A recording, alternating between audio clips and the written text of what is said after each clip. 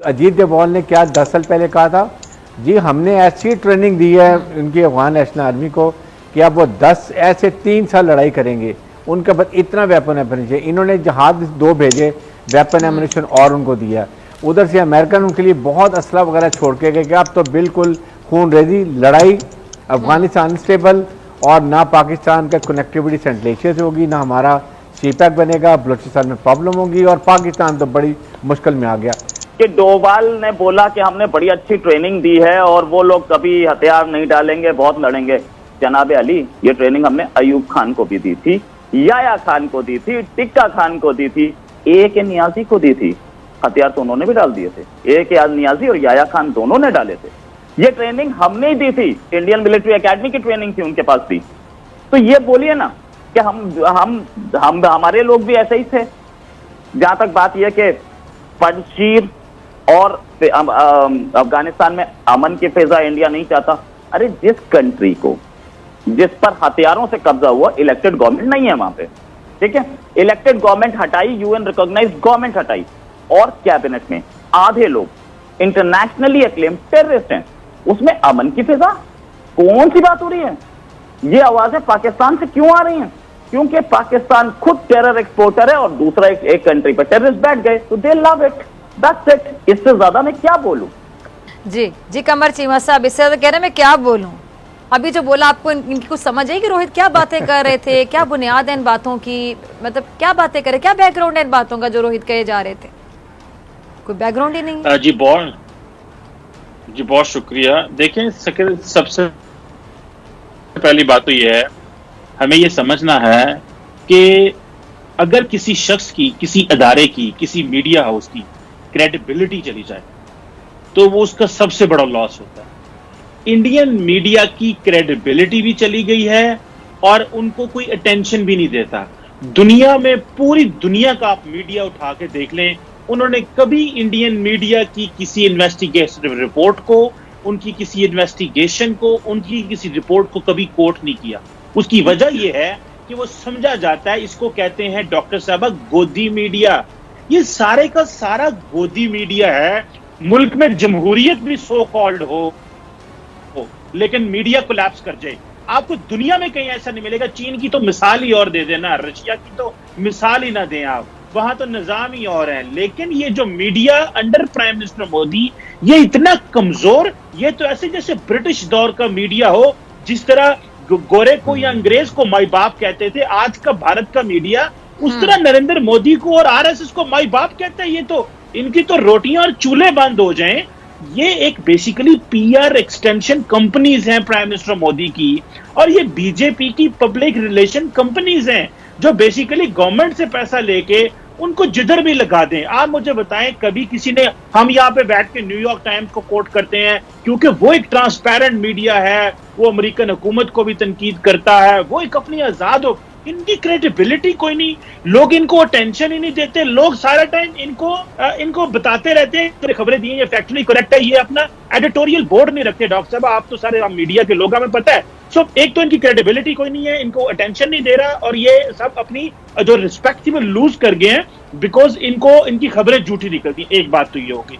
दूसरी मैंने बताई कि नरेंद्र मोदी साहब ने इनको अपनी बांदी बना लिया, बांध लिया है। कभी ये किसी को पैसे दे के एक को चुप करा देते हैं, कभी दूसरे को चुप करा देते हैं।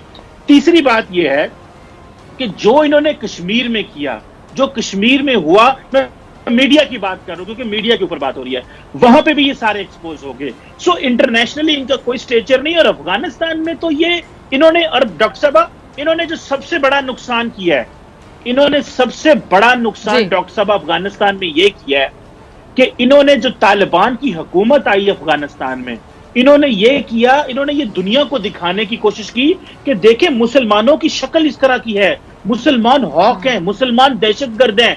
ये बेसिकली नरेंद्र मोदी के कहने के ऊपर इन्होंने अफगानिस्तान में तालिबान की हुकूमत को ये तासुर देने की कोशिश की कि पूरी दुनिया का मुसलमान दहशतगर्द है, उसके हाथ में गन है, वो खवातीन पे जुल्म करता है। और मुझे ये बताएं क्या, और ये सिर्फ और सिर्फ टारगेट किया गया क्योंकि नरेंद्र मोदी साहब को ये सूट करता था।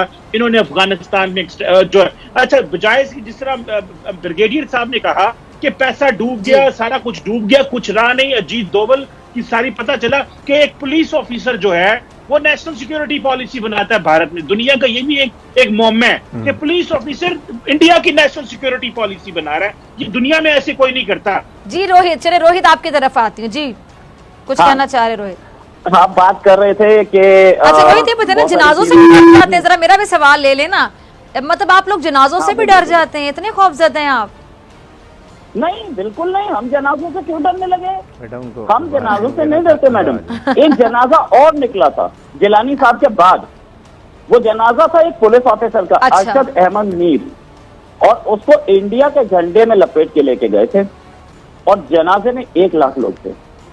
तो पाकिस्तानी, वो दिखाया नहीं होगा, वो आपकी गवर्नमेंट ने उसका फेक वीडियो निकाला हो या कुछ, मुझे दिखा नहीं, और ये खबर छपी भी कहीं नहीं होगी, राइट। इंडिया के झंडे में जो जाते हैं ना लपेट के, उनके फ्यूनरल्स में भी 1-1 लाख लोग आते हैं, ठीक है। और जहां तक बात जिलानी साहब की, तो जिलानी साहब को तो पाकिस्तान ने किस तरीके से छोड़ा वो सबको पता है।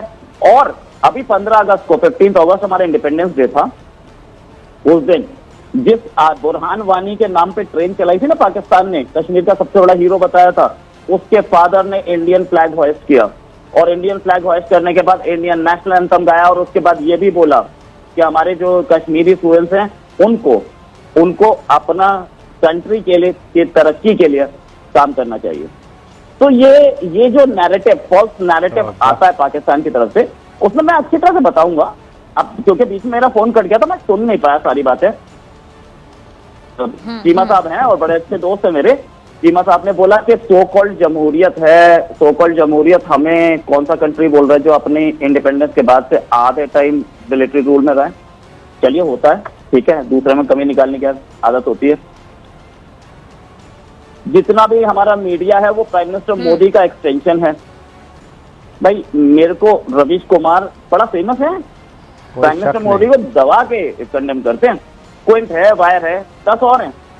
मुझे पाकिस्तान में तो रवीश कुमार नहीं दिखा। एक आदमी ने कोशिश की थी, ठीक है, उसने कुछ बोल दिया आर्मी के एक ऑफिसर के खिलाफ। अब उस चीज को मैं रिपीट नहीं करना चाहूंगा, सब जानते हैं क्या बोला था। आर्मी के ऑफिसर नहीं, ISI चीफ के खिलाफ। उस बेचारे की प्रोग्राम बंद कर दिया गया, उसको जॉब से बाहर कर दिया गया, हामिद मीर। और वो उसके बाद इतने प्रेशर में लाया गया कि भाई ने माफी मांग ली। क्यों? जो बोला था उस पर स्टैंड करते हैं। हम बताते कि कितनी डेमोक्रेसी है और कितना। 2 जर्नलिस्ट यूट्यूबर्स को मारा गया था, हमें पता नहीं है क्या? कितने जर्नलिस्ट मारे जाते हैं? अरे यार, हम लोगों को बोल रहे हो हमारी डेमोक्रेसी। किसी ने अब तक रवीश कुमार से, या मैं दूसरे पे गिनवा सकता हूँ, उंगलियों पे गिनवा सकता हूँ, वो अजीत अंजुम हो या ये बोलने के लिए और जितने यूट्यूब पर बोल रहे हैं, तो किसी के खिलाफ, क्विंट के खिलाफ कुछ नहीं हुआ, किसी एक के खिलाफ केस तक नहीं हुआ। इलीगली उठाना या धमकी मिलना, या वो लोग अपने स्टेटमेंट से रिट्रैक्ट करें, या उसका प्रोग्राम बंद कराना। रवीश का प्रोग्राम तो चल रहा है, 7 साल मोदी को हो गए, 7 साल से ही वो कंडेम कर रहे हैं बैठ के। तो रोहित शर्मा, मेरे ख्याल में आप ये झूठ बोलना बस कर दे, बस करें, इतना झूठ नहीं बोले जो डाइजेस्ट ना हो सके। अरे सर, फैक्ट पे एक फैक्ट पे बात किए, एक फैक्ट। इंग्लैंड वीजा नहीं देता था, आपने सारे स्टेट उड़ी आपने किया, पठानकोट आपने किया, परवाना आपने किया। अभी आजकल आप फिर से ड्रामा कर रहे हैं। अभी कोई ना कोई ऐसा काम करेंगे जिससे पता चले कि पाकिस्तान ने कोई इंडिया में कार्रवाई की है। हमने दुनिया को वार्न कर दिया है। आपकी RRS को खत्म करें आप। हम आपकी बातें नहीं सुनते हैं। अच्छा, एक एक करके बात कर रहे हैं ना, ताकि समझ आए नाजरीन को। ना आपकी समझ आ रही, ना आपकी समझ आ रही है। मैं आपकी रिक्वेस्ट करती हूँ, आप लोग बारी बारी अपना मौकिफ देते हैं, मैं किसी को नहीं रोक रही। जी रोहित, क्या कह रहे हैं, जरा कंप्लीट करें। जी, फिर मैं विकेट साहब आपको। जी, ऐसे इस तरीके का। अच्छा, चलो रोहित कंप्लीट कर रहे हैं अपनी बात। जी तरीके जी रोहित। और एक ब्रिगेडियर से तो ऐसा बिल्कुल ऐसा। हमारे भी एक आर्मी के ऑफिसर हैं, देखो कितने डिसिप्लिन में हैं, इसी शो में बैठे हैं। वो मैंने देखे। पाकिस्तानी आर्मी अपना डेकोरम क्यों नहीं मेंटेन कर सकती? कर्नल धनवीर सिंह साहब भी आपकी आर्मी के ऑफिसर हैं, जब वो आते हैं तो मतलब तूफान ही मचा देते हैं वो। जी, अरे ये तुम्हारे साथ सब बड़ी मेरे से बात कर रहे हैं, दलाल के साथ बात कर रहे हैं, अच्छे आर्गुमेंट से।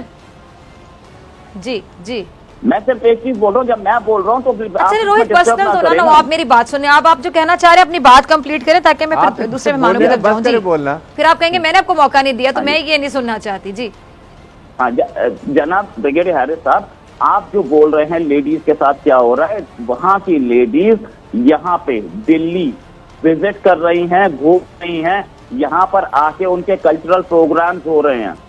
ये झूठा नैरेटिव छोड़ दीजिए। मैं आपको, मेरा अपना यूट्यूब चैनल है India matters with Rohit Sharma, मैं उस पर माफी मांगूंगा अगर आप मुझे एक भी इंसिडेंट दिखा दें जहां पे खवातीनों के साथ कुछ हुआ।